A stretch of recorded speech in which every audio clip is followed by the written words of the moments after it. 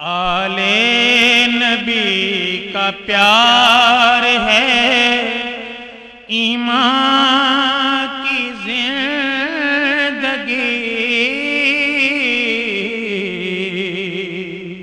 ان سے نہیں ہے پیار تو سب کچھ فضول ہے۔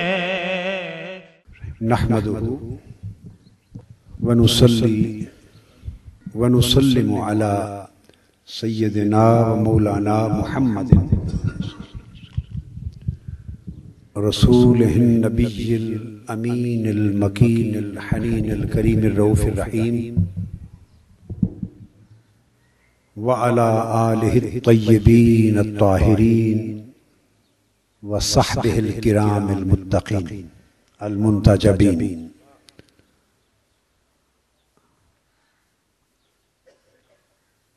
اما بعد فاعوذ باللہ من الشیطان الرجیم،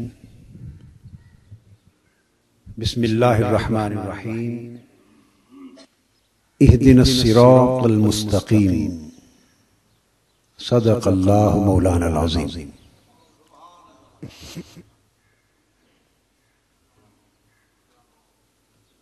محترم و مکرم محبان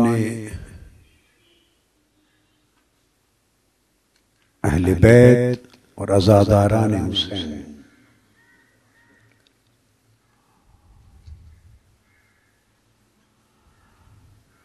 آج کی اس مبارک مجلس میں اپنی گفتگو بغیر تمہید کے براہ راست یہاں سے شروع کرنا چاہتا ہوں۔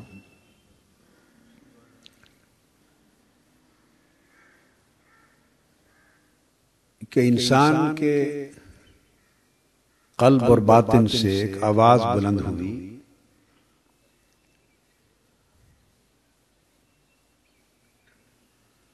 یہ دیکھ کر کہ ہر طرف گمراہی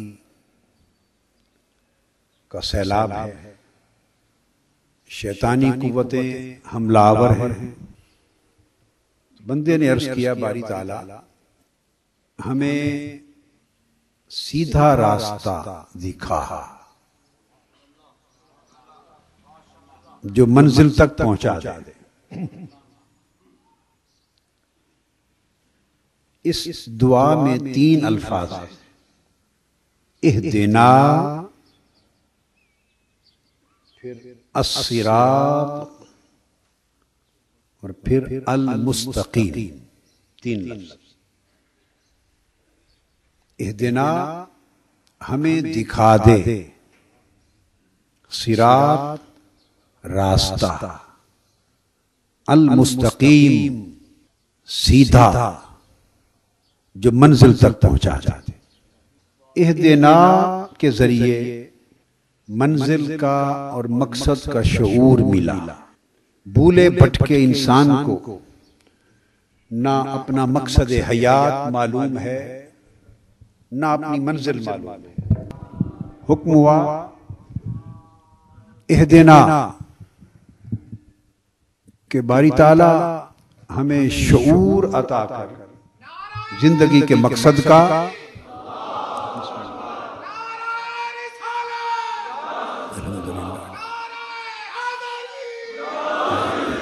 زندگی کے مقصد کا اور منزل حیات کا اہدنا سے شعور ملا۔ جب شعور مل گیا انسان اٹھ کھڑا ہوا کہ اب چل پڑوں، اب ضرورت پڑی شعور مقصد اور معرفت منزل ہو جانے کے بعد ضرورت پڑی راستے کی، تو جواب آیا الصراط، راستہ دکھا دے کہ کون سا راستہ ہے جو اس منزل تک پہنچا جائے۔ راستے پہ چل پڑے، ارد گرد آندیاں دیکھی، حملہ آور لوگ دیکھے، دین کے لبادے میں کفر پھیلانے والے دیکھے،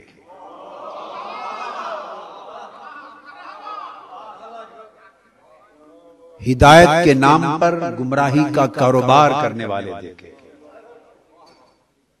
تو راستے پر چلنے والے گھبرا گئے کہ کہیں ہم ہی نہ شکار ہو جائیں۔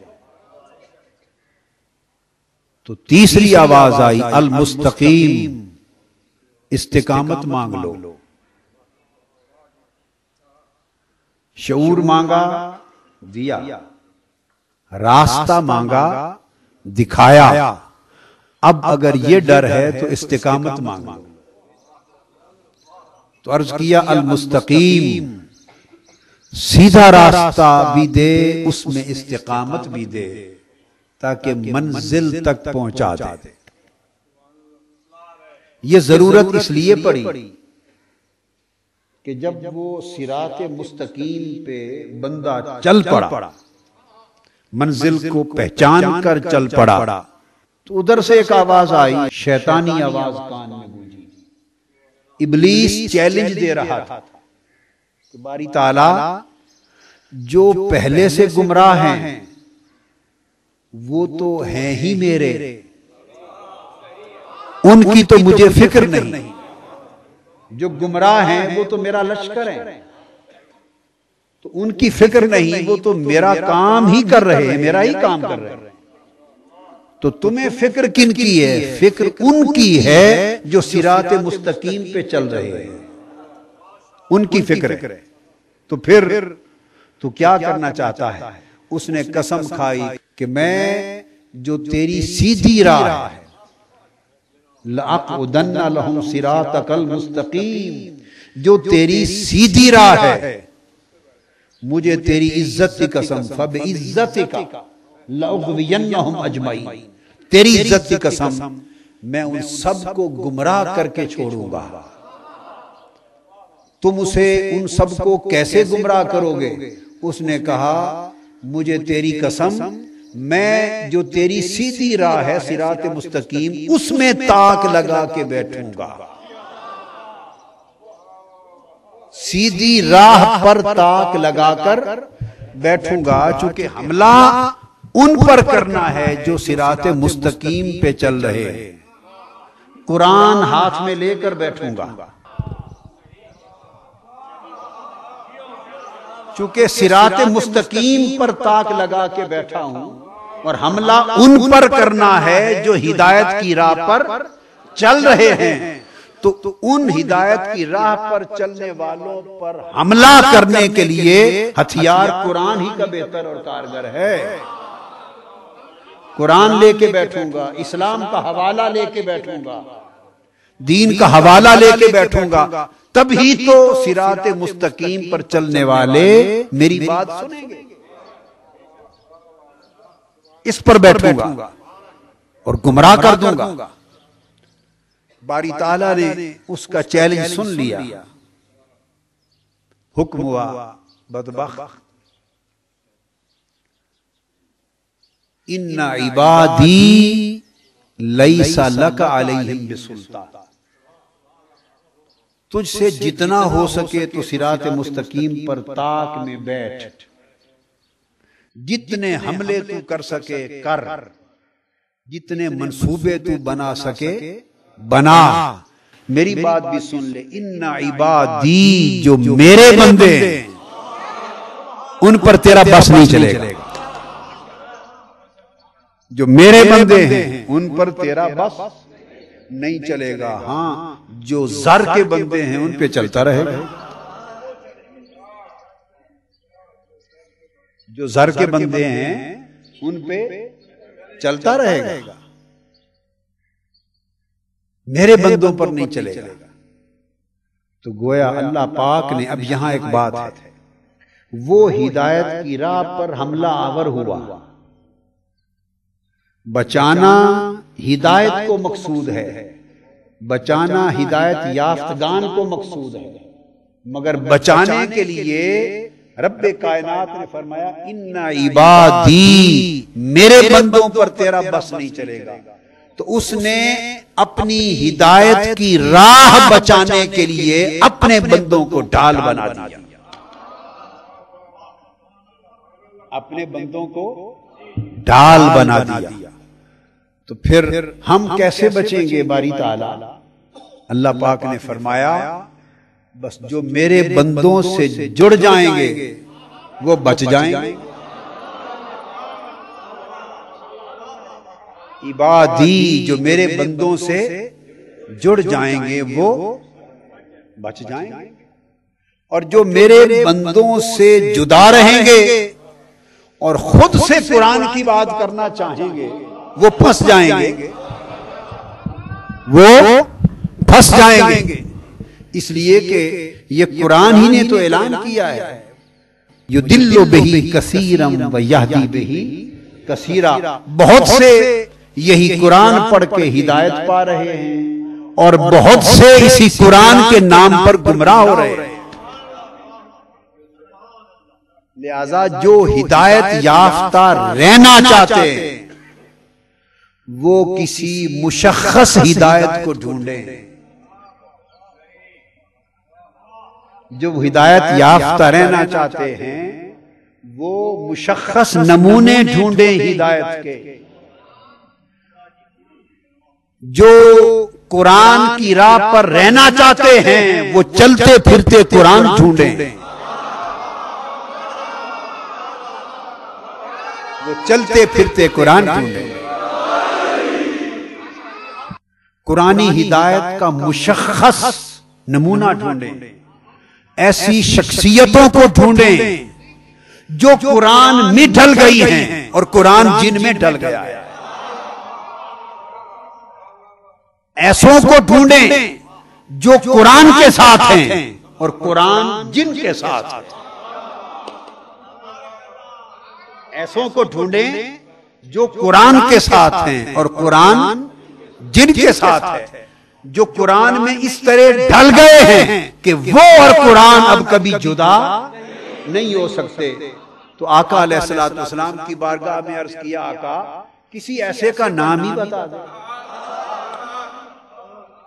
کسی ایسے کی نشاندہی کر دیں، کوئی نشان بتا دیں پھر ہم چل پڑیں گے۔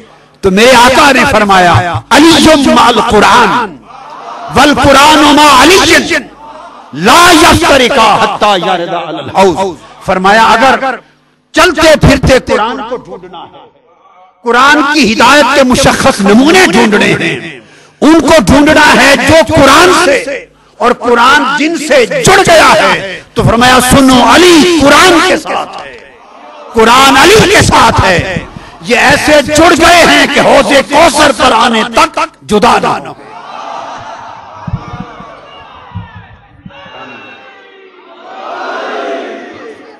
چنانچہ اللہ پاک نے پھر اس کا ایک اصولی جواب دیا، فرمایا کہ تم صراط مستقیم ڈھونڈتے ہو تو صراط مستقیم کی تعریف کر دیتے ہیں، صراط الذین انعمت علیہم، صراط مستقیم وہ راہ ہے، ان لوگوں کی راہ ہے جن پر اللہ نے انعام کیا،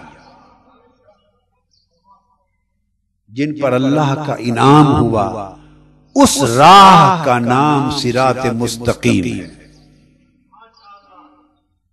قرآن کا نام صراط مستقیم ہے تو یہ تو ہر کوئی دعویٰ کرتا ہے، قرآن ہمارے پاس، حدیث کا نام صراط مستقیم ہے تو ہر کوئی کہتا ہے میرا مشرب حدیث پر،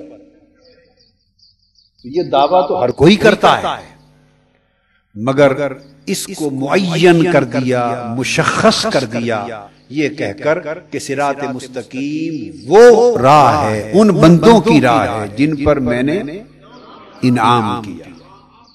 عرض کیا باری تعالی جن پر تو نے انعام کیا وہ کون ہے؟ انعام یافتہ کون ہے؟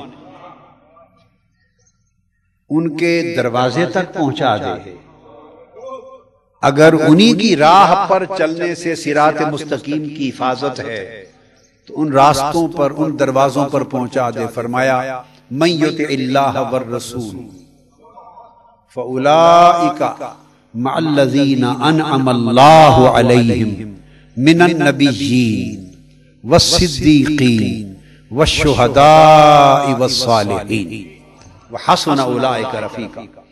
فرمایا انعام یافتہ بندوں کی تعریف یہ ہے کہ جو اللہ اور اس کے رسول کی اطاعت کرے گا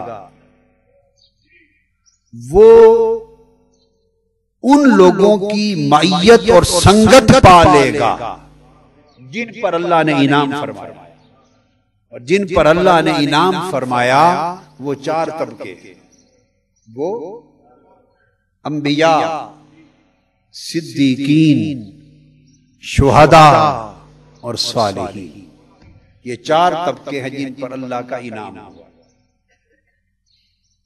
تو جب انعام یافتہ یہ چار طبقے ہوئے تو پتہ چلا کہ اللہ کی بارگاہ کی سب سے بڑی نعمتیں بھی چار،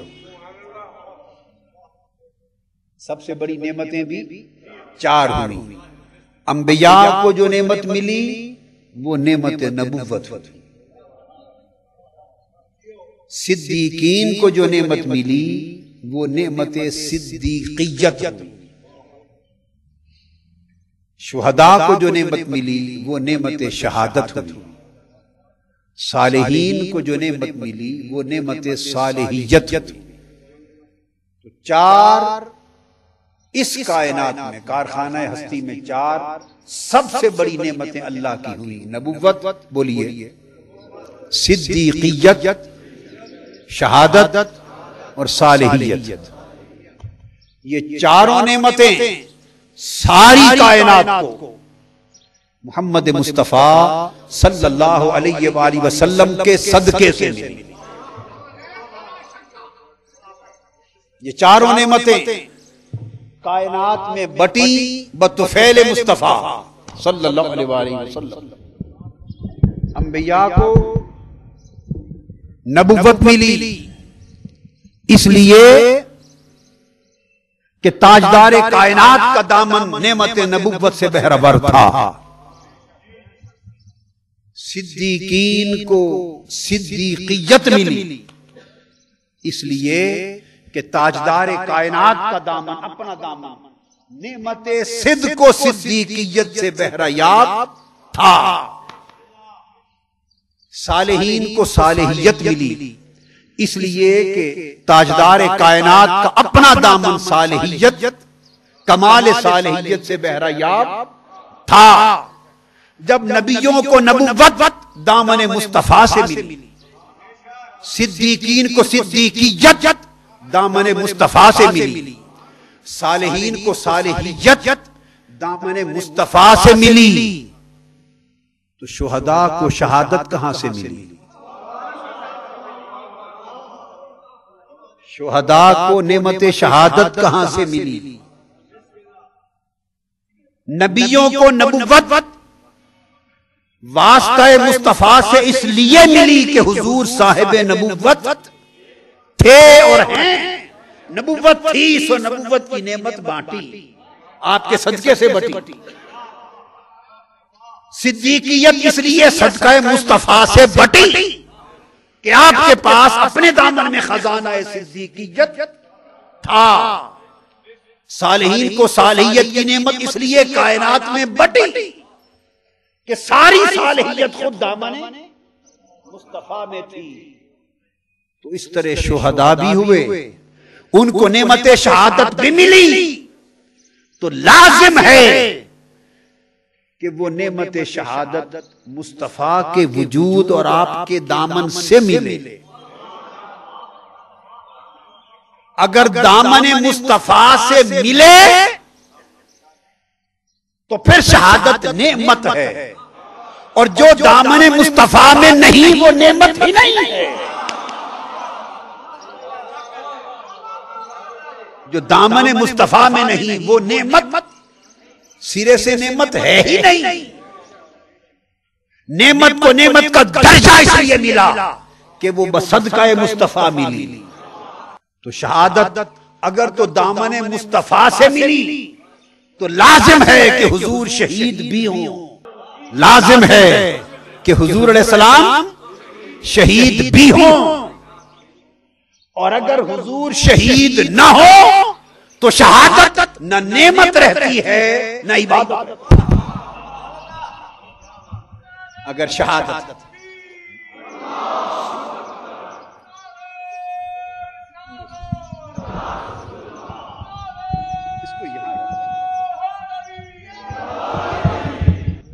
آقا علیہ الصلوۃ والسلام نے، آپ کھانا کھاتے ہیں، کھانا کھانا بدن کی ضرورت ہے، یہ عبادت نہیں ہے، بدن کی ضرورت ہے، لیکن اگر کھانے کو اس طور سے کھائیں جیسے مصطفیٰ نے کھایا تو کھانا کھانا بھی عبادت ہے۔ آپ سوتے ہیں، سونا جسم کی ضرورت ہے، مگر باوضو باطہارت اس طور سے سوئیں، اس طرز سے سوئیں جیسے مصطفیٰ سوئے، تو سونا بھی عبادت ہے۔ آپ میری بات کو سمجھ رہے ہیں؟ آپ کاروبار کرتے ہیں، تجارت کرتے ہیں، روزگار کرتے ہیں، یہ آپ کی معاشی ضرورت ہے، مگر رزق حلال کے لیے معاش اور روزگار اس طرز پہ کمائیں جو طرز مصطفیٰ نے سکھائی، تو روزگار کرنا بھی عبادت ہے۔ تو بتا یہ رہا ہوں کہ ہر وہ عمل، ہر نیکی اس لیے بنی کہ وہ طور مصطفیٰ پہ کی گئی، ہر عمل عبادت اس لیے بنا کہ وہ طرز مصطفیٰ سے اپنایا گیا۔ تو جو مصطفیٰ کی طرز سے دنیاوی عمل اپنا لے وہ دنیاوی عمل عبادت بن جائے۔ تو جب عمل بنتا ہی عبادت تب ہے کہ طرز مصطفیٰ پر ہو، تو شہادت عبادت نہیں بن سکتی اگر طرز مصطفیٰ پر نہ ہو، اور طرز مصطفیٰ تب ہو اگر مصطفیٰ شہید ہوئے ہو۔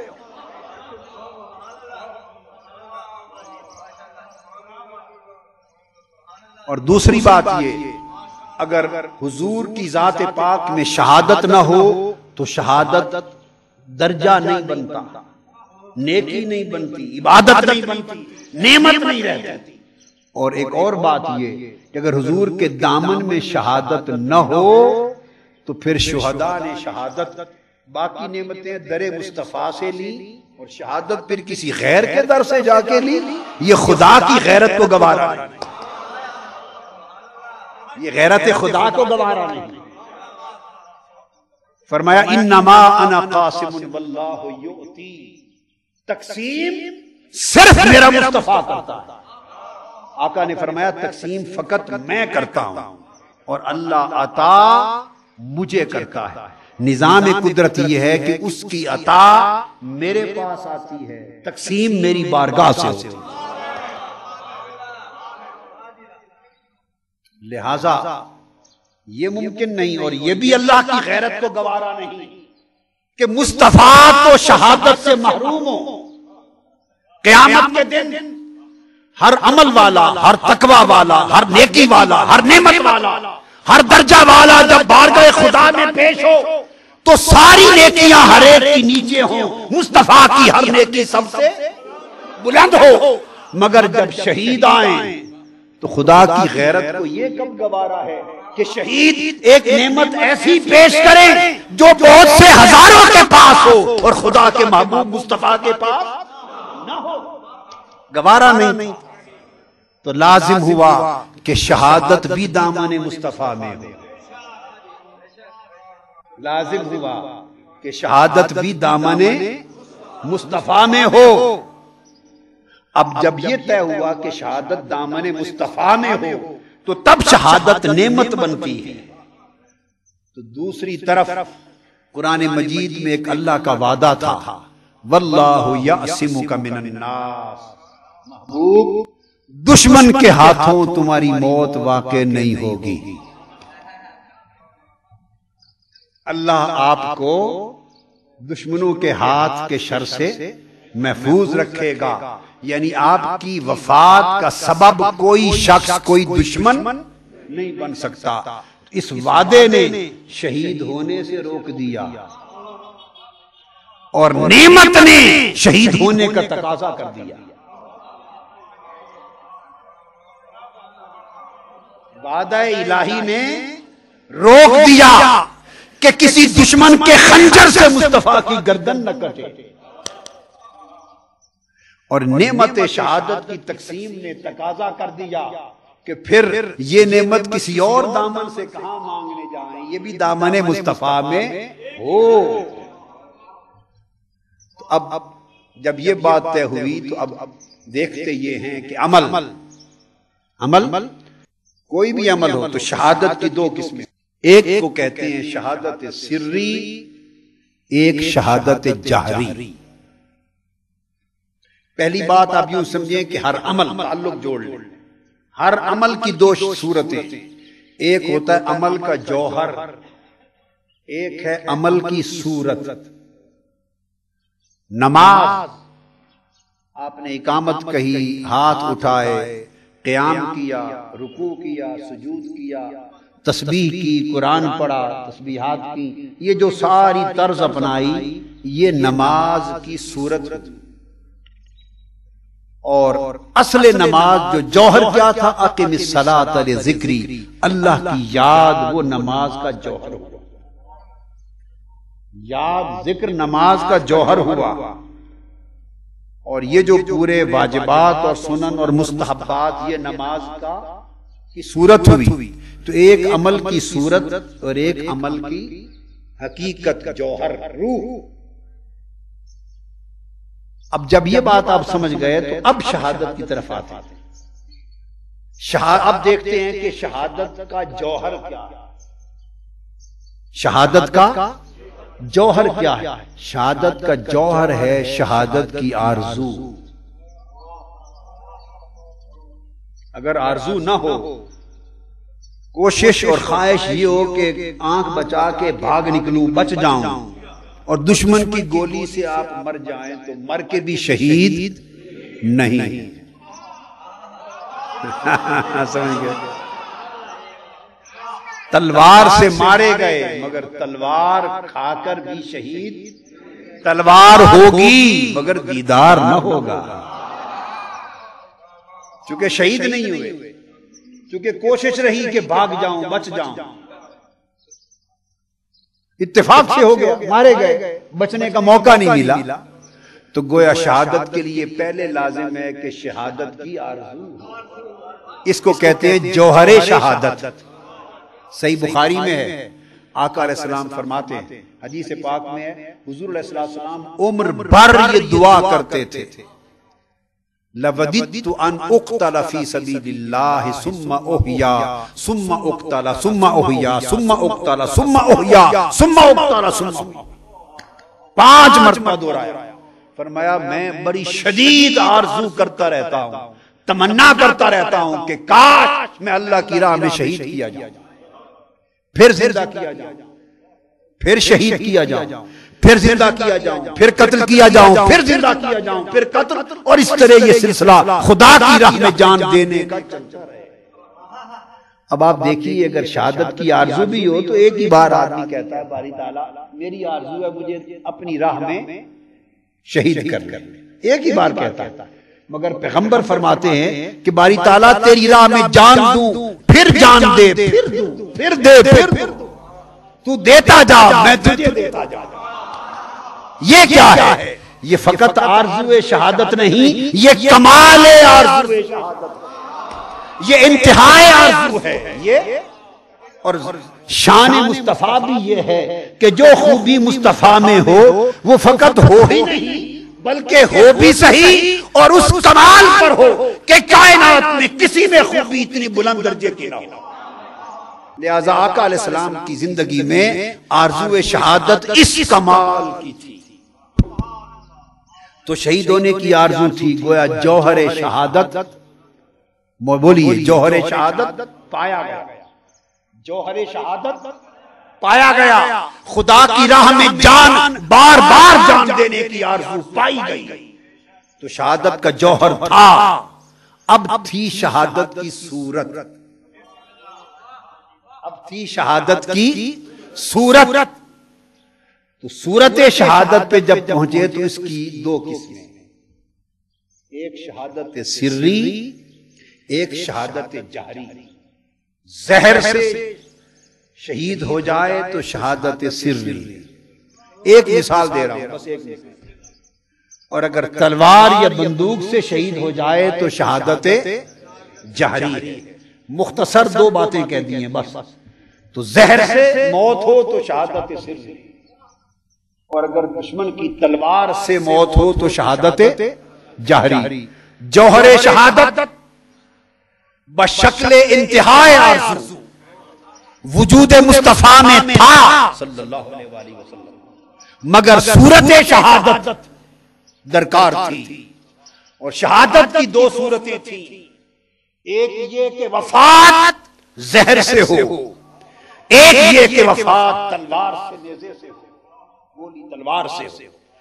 اب جب آرزو شہادت کی شکل میں جوہر پایا گیا تو جب صورت کی باری آتی تو اللہ کا وعدہ آڑے آ جاتا، واللہ یعصمک من الناس، محبوب آپ کی وفات دشمن کے ہاتھ سے نہیں ہو سکتی۔ تو صورت گری وجود مصطفیٰ میں ممکن نہ تھی، اور لازم بھی تھا کہ شہادت ہو بھی صحیح، چونکہ نعمت شہادت اسی دامن سے آگے تقسیم ہونا ہے، اسی دامن مصطفیٰ سے تقسیم ہونی، لہذا جوہر شہادت کی آرزو کا مصطفیٰ کے وجود میں رکھا گیا۔ اب صورت شہادت میں شہادت سری کی ابتدا بھی حیات مصطفیٰ میں کر دی گئی، اور شہادت جہری کی ابتدا بھی حیات مصطفیٰ میں کر دی گئی۔ خیبر کا دن ہے، ایک یہودیہ زہر میں بجھا ہوا گوشت، بھنا ہوا گوشت لا کے آقا علیہ السلام کی بارگاہ میں پیش کرتی، ایک اور صحابی بھی ساتھ بیٹھے، وہ بھی تناول کرتے ہیں، آقا علیہ السلام بھی تناول کرتے ہیں، پھر دونوں کھا چکے، کچھ بوٹیاں دونوں تناول فرما چکے، تو بوٹیوں سے آواز آئی، آقا میں زہر آلود ہوں، مزید نہ کھائیے۔ یہ آواز پلیٹ سے کھانے سے پہلے بھی تو آ سکتی تھی، کھانے سے پہلے گوشت کو چپ کیوں رکھا، کھلانے دیا، جب تھوڑا لقمہ کھا چکے تو وہی بوٹیاں پھر بولی کہ ہم زہر آلود ہیں۔ وہ پہلے بھی بول سکتی تھی، پہلے اس لیے نہیں بلایا کہ زہر آلود گوشت کھلانا تھا، اور فوراً بول اس لیے پڑی کہ زہر آلود گوشت سے بچانا بھی تھا، کھلانا بھی تھا، اور واللہ یعصمک من الناس۔ اس صحابی نے بوٹی کھائی، ان کی وہیں شہادت ہو گئی، وہیں وفات پا گئے۔ تو ان کی شہادت سے پتہ چلا کہ زہر اتنا طاقتور تھا کہ ایک بوٹی بھی موت کے لیے، انسان کے لیے جان لیوا کافی تھی۔ ان کی شہادت کی ثبوت کے لیے ہوئی کہ پتہ چل جائے کہ شہادت کے لائق کافی زہر کھایا گیا، مگر آقا کی وفات اس لیے نہ ہوئی کہ اللہ کا وعدہ ہے دشمن کے ہاتھ سے مصطفیٰ کی وفات نہ ہوگی۔ تو شہادت سری، شہادت کا جوہر بھی پایا گیا، اور شہادت سری خیبر کے دن اس کی مصطفیٰ کی زندگی میں ابتدا ہو گئی۔ دوسری شہادت ہے شہادت جہری، تلوار، اس کی ابتدا غزوہ احد کے دن ہو گئی۔ دشمنوں نے نیزے مارے، پتھر مارے، نیزے مارے، تیر مارے، وہی چیزیں ماری جو بعد میں ماری گئی۔ تلوار نہیں مارنے کی جرت ہوئی، اور تلوار کی جرت بعد میں بھی نہ ہوئی۔ نیزے مارے، پتھر مارے، تیر مارے، آقا علیہ السلام کا دندان مبارک بھی شہید ہوئے، ایک دانت کا کنارہ بھی ٹوٹا۔ شہادت جہری کی اجزاء یہ ہیں کہ دشمن حملہ کرے، اجزاء زخم ہو، کسی عضو کو کٹ جائے یا خون بہے اور موت واقع ہو۔ تو غزوہ احد میں دشمن کا حملہ بھی ہوا، نیزے اور تیر بھی لگے، آلات ضرب بھی لگے، دانت مبارک بھی شہید ہوا ایک کنارہ، خون بھی بہا، غشی بھی ہوئی، زمین پر بھی آ گئے۔ شہادت جاری کے سارے اجزاء پورے ہو گئے سوائے آخری جز کے، وفات نہ ہوئی، وفات نہ ہوئی مگر وفات کی افواہ ہو گئی، افواہ پھیل گئی کہ حضور شہید ہو گئے، مگر افواہ جھوٹی اس لیے ہوئی کہ اللہ کا وعدہ تھا واللہ یعصمک من الناس، دشمن کے ہاتھوں آپ کی وفات نہ ہوگی۔ تو اب تک اتنی بات ثابت ہوئی کہ آقا علیہ السلام کی ذات پاک میں شہادت کا جوہر بھی تھا، شہادت سری کی ابتدا بھی تھی اور شہادت جہری کی ابتدا بھی تھی۔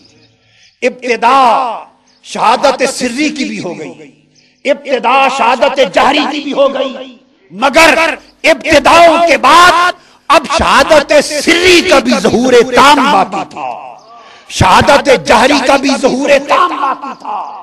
سری شہادت کے عمل کو بھی انتہا تک پہنچنا تھا اور شہادت جہری کے عمل کو بھی انتہا تک پہنچنا تھا۔ ابتدائیں ممکن تھی، وجود مصطفیٰ میں جاری ہو گئی، اور دونوں کی انتہا بصورت وفات ممکن نہ تھی۔ تو اب ضروری تھا کہ شہادت سری اور شہادت جہری، چونکہ دو شہادتیں ہیں، ان کی تکمیل کے لیے، ان کی انتہا کے لیے، ان کی ظہور تام کے لیے دو الگ وجود تلاش کیے جائیں۔ مصطفیٰ کی شہادت سری کی تکمیل کے لیے بھی کوئی وجود تلاش ہو، اور مصطفیٰ کی شہادت جہری کی تکمیل اور ظہور تام کے لیے بھی کوئی وجود تلاش ہو۔ دو وجود درکار تھے اور لازم تھا کہ چونکہ باب شہادت مصطفیٰ کا تھا، باب بولیے شہادت مصطفیٰ کا تھا، اس لیے دو ایسے وجود ہوں جو ہوں بھی اپنے پرائے نہ ہوں، چونکہ شہادت مصطفیٰ کی تھی، اپنے ہوں غیر نہ ہوں، چونکہ شہادت مصطفیٰ کی شہادت کا ظہور تام ہونا ہے، اس لیے یہ بھی ضروری تھا کہ دو وجود ہوں، اپنے ایسے ہوں کہ ان میں جزئیت بھی ہو، ان میں جزئیت بھی ہو، ان میں مشابہت بھی ہو، مصطفیٰ کے جز بھی ہوں، الگ بھی ہوں، عین بھی ہوں، دیگر بھی ہوں، عین بھی ہوں، دیگر بھی ہوں، لخ بھی ہوں، جگر بھی ہوں،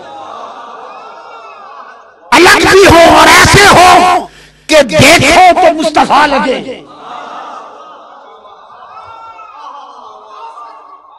دیکھو تو مصطفیٰ لگے، تو جزئیت بھی ہو، مشابہت بھی ہو۔ اور چونکہ دو وجود ہوں گے تو صاف ظاہر ہے پھر ان کے جو ماں باپ وہ بھی مصطفیٰ کے ہوں، وہ بھی اپنے ہوں، ان میں بھی جزئیت ہو، ان میں بھی مشابہت ہو، ان میں بھی اپنائیت ہو، ان میں بھی مظہریت ہو۔ تو شہادت مصطفیٰ کے ظہور تام کے لیے دونوں جہتوں کے لیے دو وجود تلاش کیے گئے۔ خبر ملی بابا کو کہ بیٹی فاطمہ کے گھر شہزادہ ہوا ہے، پہنچے مولا علی المرتضیٰ شیر خدا کھڑے ہیں، پوچھا علی کیا نام رکھا ہے؟ آپ نے اپنے ذوق طبع کے مطابق عرض کیا یا رسول اللہ میں نے نام رکھا ہے حرب. کیا نام رکھا ہے؟ حرب. فرمایا لا بل حسن، نہیں اس کا نام حسن ہوگا. پھر خبر ہوئی دوسرا شہزادہ ہوا، پہنچے جا کے پوچھا علی کیا نام رکھا ہے؟ عرض کیا آقا حرب. فرمایا لا بل حسین، نہیں حسین ہوگا. یہ حدیث آپ نے بھی سنی اور عمر بھر سنی، میں نے بھی پڑھی، عمر بھر پڑھی. ایک سوال ذہن میں ہمیشہ آتا تھا کہ نام کیوں بدلے؟ نام کیوں بدلے؟ بھائی اگر ان کا نام حسین رکھ دیا تو حسین حسین کرتے پھرتے ہیں، اگر حرب رکھا ہوتا تو ہم حرب کرتے. ہمیں تو یار سے واسطہ تھا، نام سے تو نہ تھا. جو نام رکھتے اسی کو جپتے پھرتے. تو ذہن میں ہمیشہ سوال آتا کہ نام کیوں بدلے اور بدل کے حسن اور حسین کیوں رکھا؟ کسی کتاب میں مجھے زندگی بھر اس کا جواب نہ ملا کہ بدلا کیوں اور بدل کے خاص یہ دو ایک ہی مادہ سے حسن بھی اور حسین یہ کیوں رکھے؟ آپ نے فرمایا میں نے شبیر اور شبر پہ رکھے، ہارون علیہ السلام کے بیٹے. مگر یہ انتخاب کیوں فرمایا؟ ایک طویل مدت کے بعد میری نظر اس گہرائی میں گئی اور میں نے عرب لغت کی کتابوں میں دیکھا کہ حسن اور حسین دونوں لفظوں کا مادہ حسنا ہے. دونوں میں ہے سین نون ہے نا، اور دونوں کی قدر مشترک حسنا ہے. اور حسنا کا ایک معنی جو کسی کو خبر نہ ہوئی، حسنا کا ایک معنی شہادت ہے. اور اہل لغت لکھتے ہیں حسنا شہادت لأنہا حسنۃ العواقب، کہ یہ حسین ترین انجام ہے، اس لیے حسنا شہادت کو کہتے ہیں. کسی کو بتائے بغیر مصطفیٰ دیکھ رہے تھے حسن کی شہادت اور حسین کی شہادت، دونوں نام بدل کے یہ نام رکھ دیے. دو وجود درکار تھے اور جو دو وجود آئے ان کا نام حسن اور حسین رکھا، اور دونوں اپنے ہونے چاہیے تھے. تو اپنے کرنے کے لیے علی اور فاطمہ کو جوڑا، اور علی اور فاطمہ کو مصطفیٰ نے نہیں جوڑا، خدا کی قسم خدا نے جوڑا.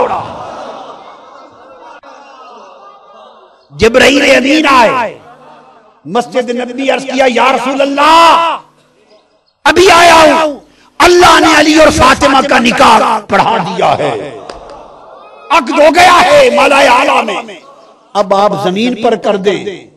تو پوچھا جبرائیل باراتی کتنے تھے؟ علی و فاطمہ کی تقریب نکاح میں شرکا کتنے تھے؟ عرض کیا آقا 40,000 ملائکہ تھے. نکاح ہو گیا، پھر علی و فاطمہ کو جوڑا گیا، اور دونوں کو جوڑ کر یہ جوڑا حسن و حسین کا نکالا گیا. مارا جل بحرین یلتقیان بینہما برزخ لا یبغیان، اور پھر یخرج منہما اللؤلؤ والمرجان، دو سمندر ملائے گئے، ایک بحر ولایت علی اور ایک بحر طہارت فاطمہ. دو سمندر ملائے گئے، بینہما برزخ، امر الہی کے نکاح کا پردہ درمیان میں ہے.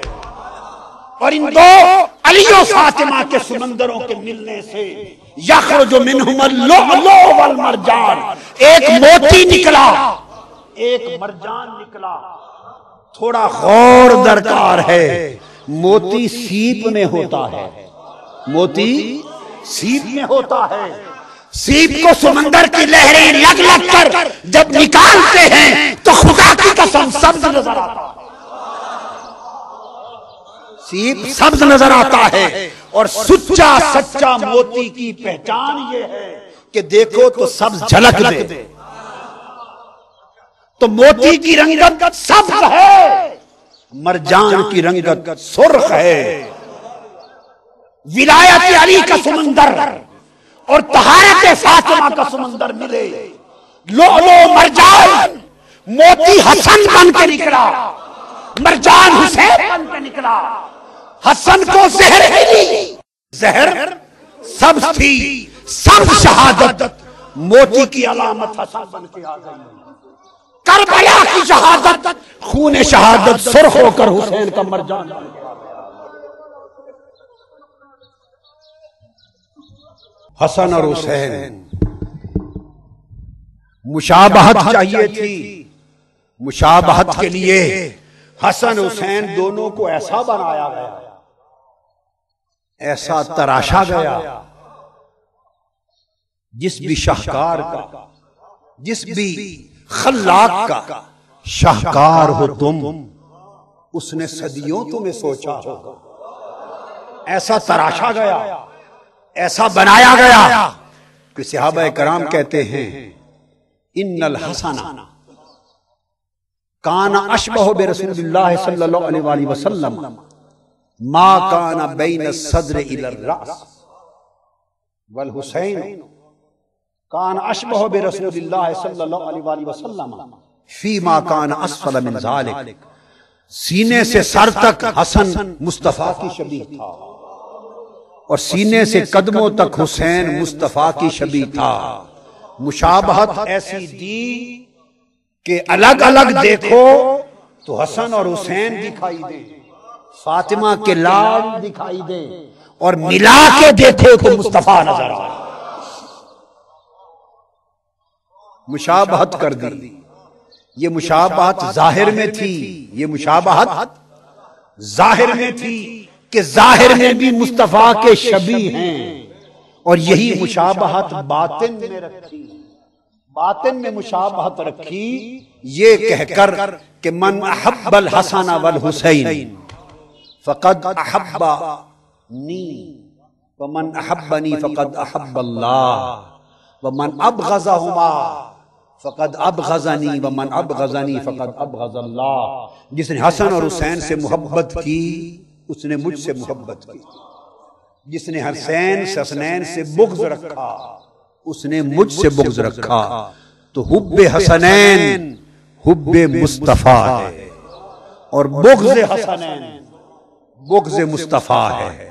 تو باطن میں حسنین کی محبت کو مصطفیٰ کی محبت بنا دیا، حسنین کی قربت کو مصطفیٰ کی قربت بنا دیا، حسنین کی غلامی کو مصطفیٰ کی غلامی بنا دیا، حسنین کی اطاعت کو مصطفیٰ کی اطاعت بنا دیا، حسنین کے بغض و عداوت کو مصطفیٰ کا بغض و عداوت بنا دیا۔ وجود جدا جدا ہیں، حکم ایک۔ جو حسنین کا ہے وہ مصطفیٰ کا ہے، جو مصطفیٰ کا ہے وہ حسنین کا ہے، جو حسنین کا نہیں وہ مصطفیٰ کا نہیں، جو مصطفیٰ کا نہیں وہ خدا کا نہیں۔ تو ظاہر اور باطن دونوں مشابہتیں دی، اور پھر جزئیت رکھی، جزئیت رکھی۔ فرمایا حسین منی وانا منہ، فرمایا حسین مجھ سے ہے اور میں حسین سے، یہ جزئیت رکھی۔ مگر یہاں جو بات توجہ طلب ہے وہ یہ کہ حضور نبی بابا ہے،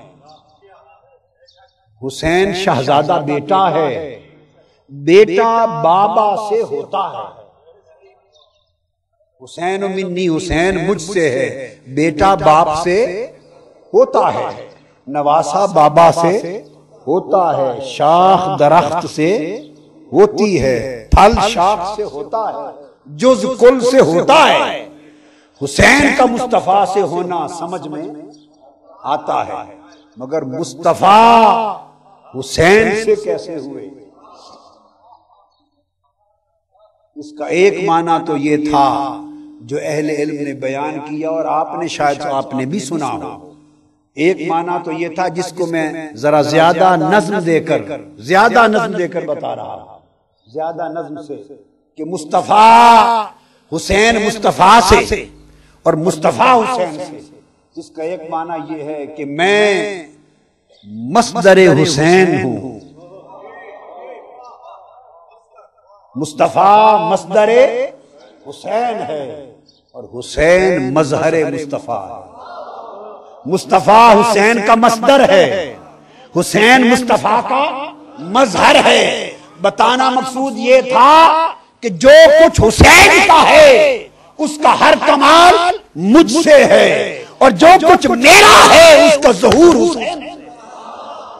جب میرے آقا نے فرمایا کہ حسین مجھ سے ہے اور میں حسین سے ہوں، تو میں تو اس کا معنی یہ بھی سمجھا ہوں کہ یہ بتا رہے ہیں کہ پیدائش سے لے کر کربلا تک حسین مجھ سے ہے، فاطمہ کی گود سے کربلا تک حسین مصطفیٰ سے تھا، مگر کربلا سے لے کر آج تک مصطفیٰ حسین سے ہے۔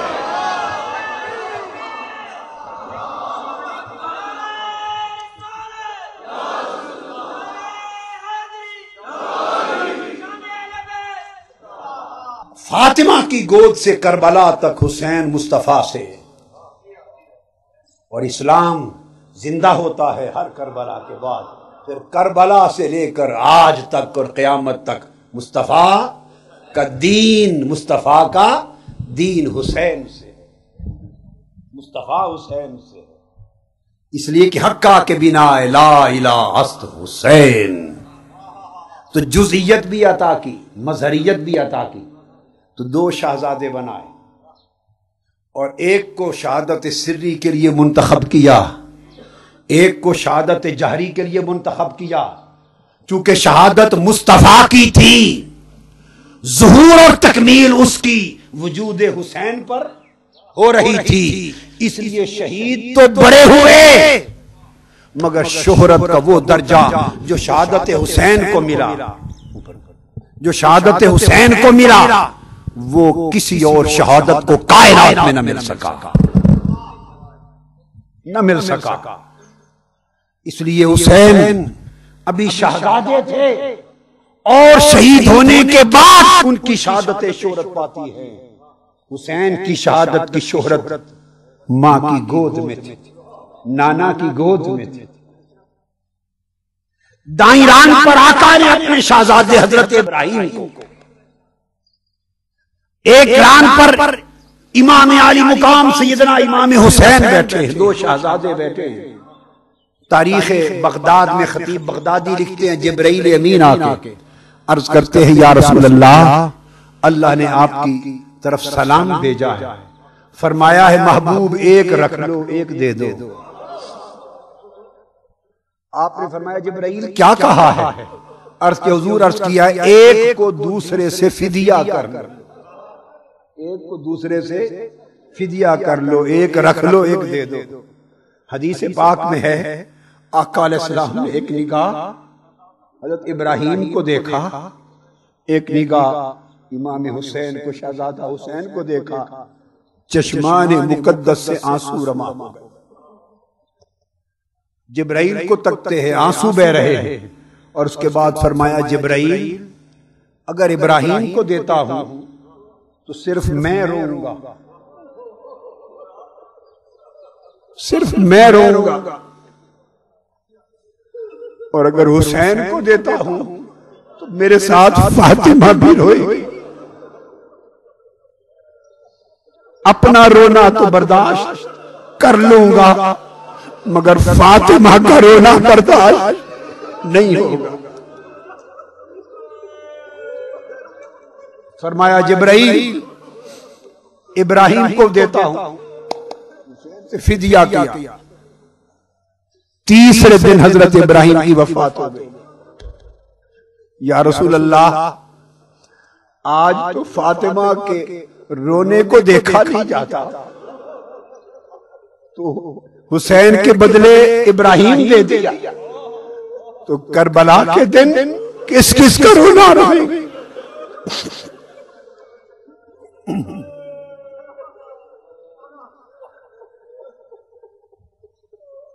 آقا علیہ السلام نے ایک مٹی دے دی، حضرت ام سلمہ کو فرمایا یا ام سلمہ اذا تحولت هذه التربة دما فاعلمي ان ابني قد قتل.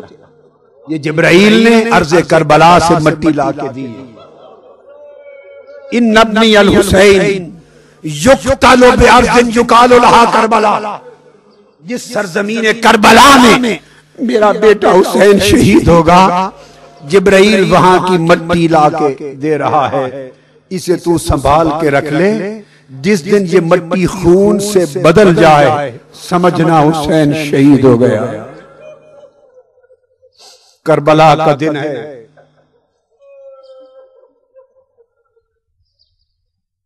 کربلا کا دن ہے. کسی کو معلوم نہیں مکہ اور مدینہ میں کہ وہاں کیا بیت گیا، وہاں کیا بیت گیا.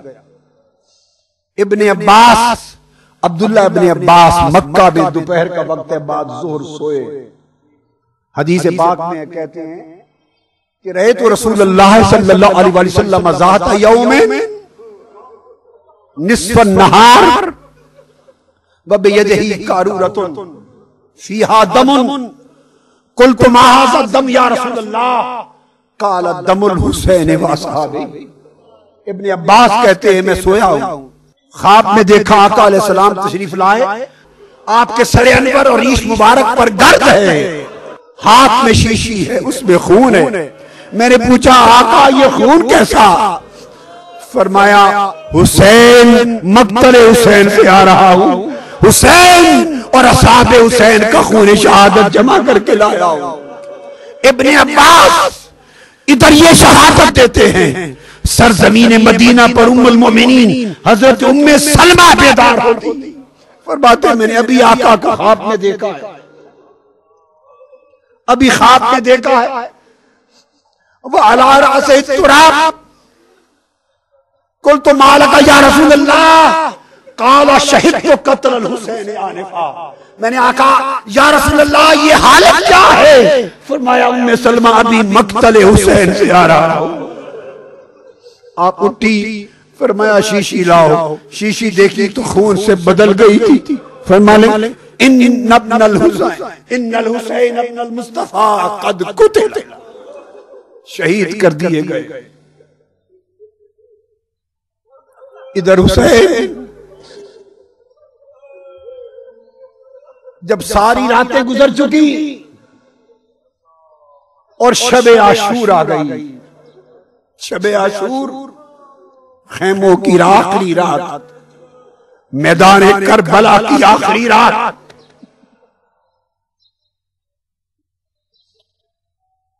بدبخت کفار لعنتی جہنمی یزید اور ابن زیاد کا لشکر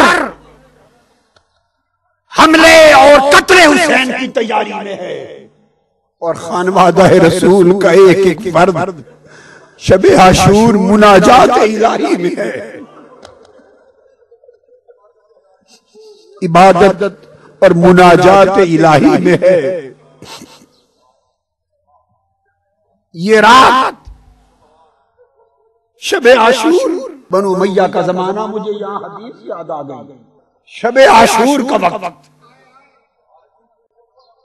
امام حسن روایت کرتے ہیں، حسن مجتبی روایت کرتے ہیں، بیان کرتے ہیں، اور صحاح ستہ حدیث کی جامع ترمذی سے روایت ہے، مستدرک حاکم سے روایت ہے، امام فخر الدین رازی کی تفسیر کبیر سے روایت ہے. ان تمام کتب حدیث اور کتب تفسیر میں امام عالی مقام امام حسن مجتبی فرماتے ہیں کہ میرے بابا تاجدار کائنات صلی اللہ علیہ وآلہ وسلم نے خواب دیکھا. یہ ابواب التفسیر میں ہے، جامع ترمذی میں فرماتے ہیں آقا علیہ السلام نے خواب دیکھا اور صبح پریشان بیدار ہوئے. آپ نے فرمایا میری پریشانی کا سبب یہ ہے کہ میں نے خواب دیکھا ہے کہ اپنے منبر پر بنو امیہ کے حکمرانوں کو اپنا منبر پامال کرتے دیکھا. منبر رسول پامال ہو رہا، یکے بعد دیگرے آقا فرماتے ہیں میں نے دیکھا میرے منبر پر بیٹھے تھے، صبح پریشان اٹھے، پر طبیعت مقدسہ پر ملال تھا، اس ملال کو دور کرنے کے لیے امام حسن مجتبی فرماتے ہیں اللہ پاک نے یہ سورت نازل فرمائی، انا انزلناہ فی لیلۃ القدر، شب قدر کی سورت اتری اور پوچھا وما ادراک ما لیلۃ القدر، آپ کو معلوم ہے کہ شب قدر ہے کون سی رات؟ آپ کو معلوم ہے کہ شب قدر لیلۃ القدر کیا ہے؟ جواب دیا لیلۃ القدر خیر من الف شہر، لیلۃ القدر شب قدر 1000 مہینوں سے افضل ہے، 1000 مہینوں سے۔ حدیث کے راوی جنہوں نے امام حسن مجتبی سے یہ سنا وہ کہتے ہیں میں تب سے سوچنے لگ گیا کہ 1000 مہینے کون سے 1000 مہینے؟ تو ترمذی شریف میں فرماتے ہیں کہ جب وقت گزرا اور گنے تو 92 برس جو بنو امیہ کے گزرے وہ پورے 1000 مہینے بنے۔ اللہ نے حضور کا رنج اور ملال دور کرنے کے لیے سورت اتاری، فرمایا محبوب جن کو اپنے منبر پہ پامال کرتے دیکھا ہے 1000 مہینے اس منبر پہ حکومت میں بیٹھیں گے، ان کے 1000 مہینوں سے محبوب تیری اہل بیت کی ایک رات دیتے رہے۔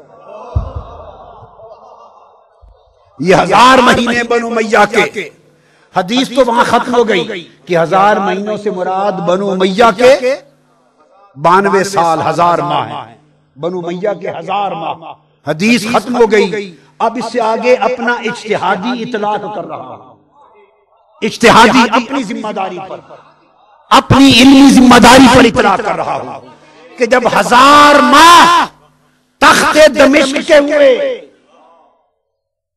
1000 ماہ بنو امیہ کے تخت دمشق کے ہوئے تو ان سے بہتر ہے ایک رات۔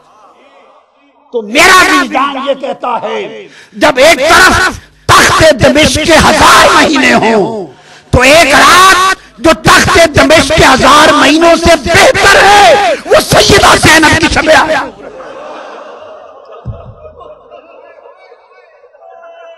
وہ حسین کی شب عاشور ہے، وہ سکینہ کی شب عاشور ہے، وہ سیدہ زینب کی شب عاشور ہے کہ وہ تخت پر بیٹھنے والوں کے 1000 ماہ اور مصطفیٰ تیرے شہزادوں و شہزادیوں کی خاک کربلا پر وہ آخری ایک رات۔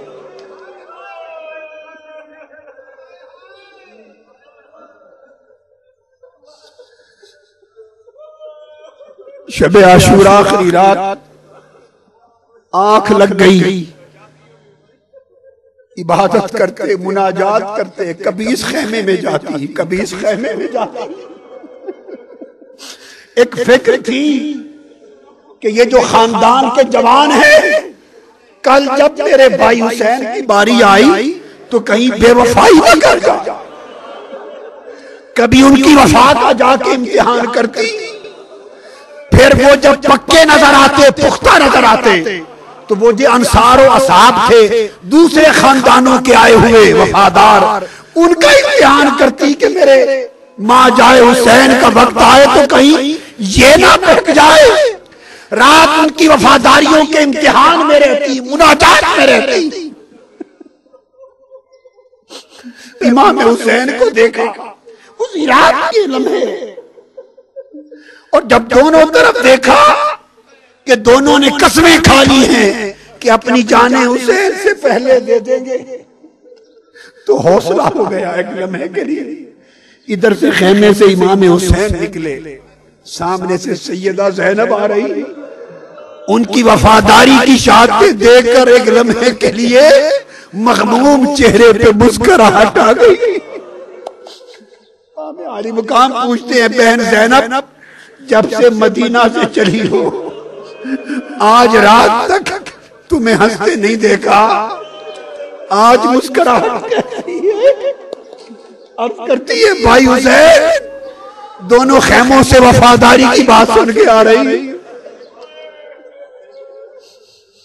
بہن تھوڑی دیر آنکھ لگا لے سو جا، معلوم نہیں کل اور اس کے بعد کیا ہو۔ سیدہ زینب کی ہلکی سی آنکھ لگی، خواب میں دیکھتی ہے میدان کربلا ہے، ہزارہا حوران بہشت انوار و تجلیات کی جھرمٹ میں میدان میں اتر آئی، ہر طرف نور بکھر گیا ہے، روشنی بکھر گئی، اس جھرمٹ میں کوئی پردہ دار بی بی آ گئی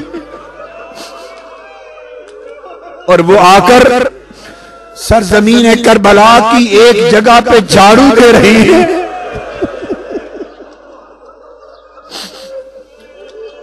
کنکر چن رہی ہے، پتھر چن رہی ہے۔ سیدہ زینب جا کے پوچھتی ہے بی بی کیا کر رہی ہے؟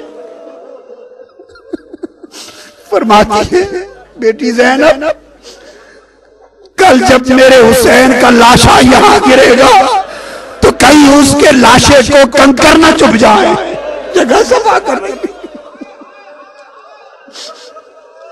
آپ ہے کون؟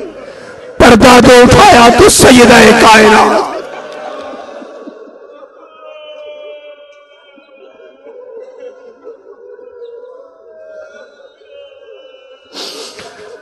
رات گزر گئی،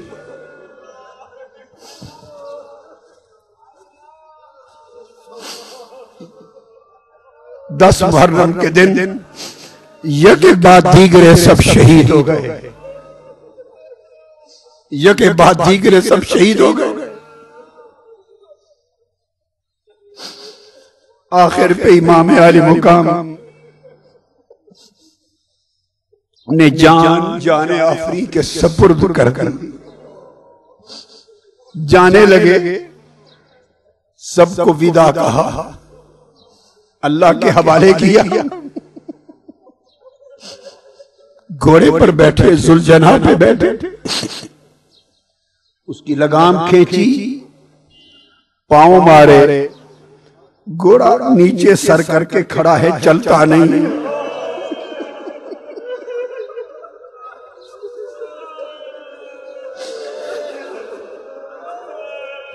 پھر لگام کھینچی، پھر اور زور سے کھینچی، گھوڑا پھر سر نیچے کر لیتا ہے، چلتا نہیں۔ تیسری بار پھر ایڑی ماری، گھوڑے نے پھر سر نیچے کر لیا۔ امام علی مقام نیچے اتر آئے، جھک کے دیکھا تو شہزادی سکینہ گھوڑے کی ٹانگوں سے لپٹ کے کھڑی۔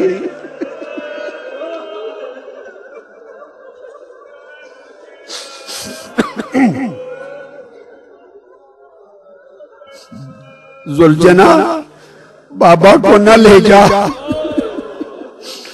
ادھر جو گیا ہے پلٹ کے نہیں آیا، میں تو رات جب تک بابا سینے پہ نہ لٹائے، زبان نہ چسائے، سوتی نہیں ہو۔ بابا کو لے گیا تو رات میں سوؤں گی کہاں؟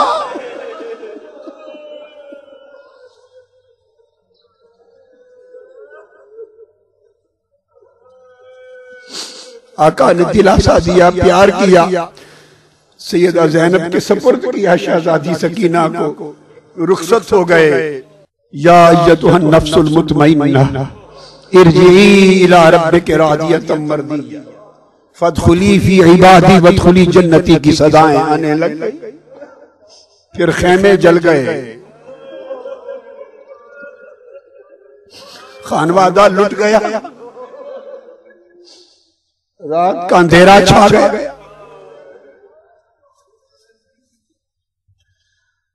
آگ لگی ہے، اندھیرا چھایا ہے۔ سیدہ زینب خیمے میں ہر طرف دوڑ کے دیکھتی ہے، شہزادی سکینہ نظر نہیں آتی۔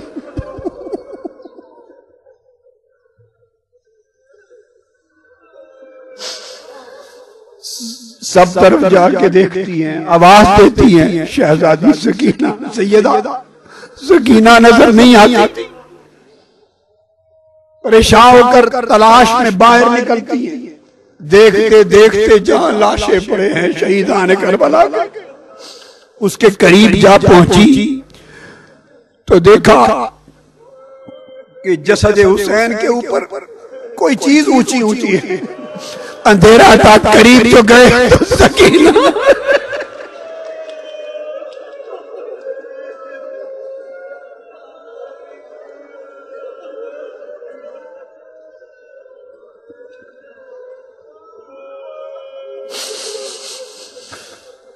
سکینہ لپٹی ہوئی ہے, عرض کرتی ہے بابا ابھی بھی پیاسی ہوں.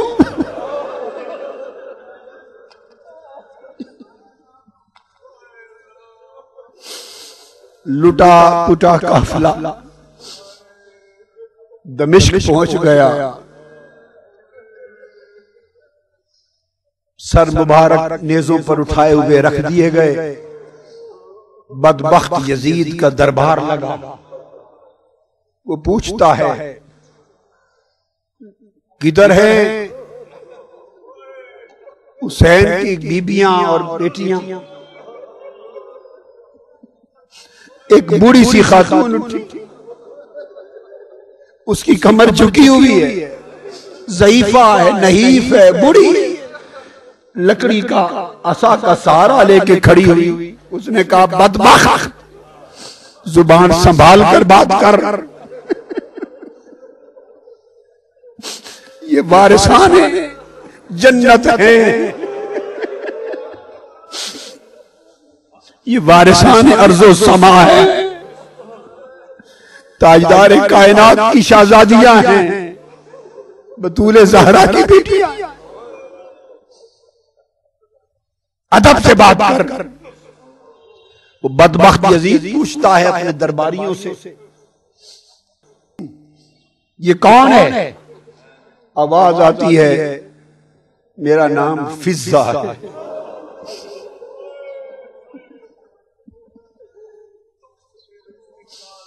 میں نے ان کو گود میں کھلایا تھا. اس نے حکم دیا کہ اس کا سر قلم کر دیا جائے.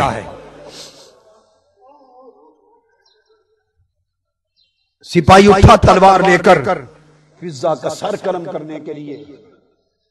بدبخت یزید لعین کے پیچھے 500 سپاہی حبشہ کے کھڑے تلواریں لے کر. فضہ گرجدار آواز میں بولی کہ حبشہ کے غیرت مند سپاہیوں, تمہاری حبشہ کی بہن فضہ کا سر یزیدی دربار کا بدبخت قلم کرنا چاہتا ہے, کیا تمہاری غیرت گوارا کر لے گی؟ 500 تلواریں میدان میں لہر گئی. 500 تلواریں میدان میں لہر گئی اور دربار یزید میں سخت تاری ہو گیا. سیدہ زینب اٹھی اور صوبے مدینہ چہرہ کر کے کھڑی ہو گئی.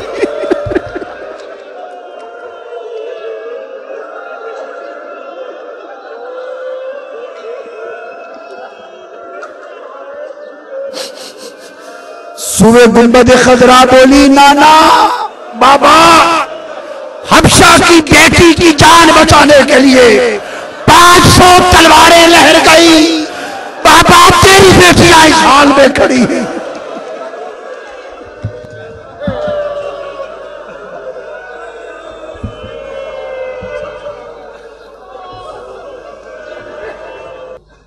مجھ میں دعا کی سکت نہیں ہے.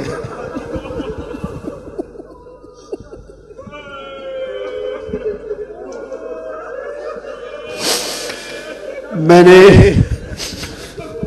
جو کچھ حسین کی بارگاہ میں عرض کر دیا اور سیدہ کی بارگاہ میں, مولا اسے دعا بنا. آل نبی کا پیار ہے ایمان کی زندگی,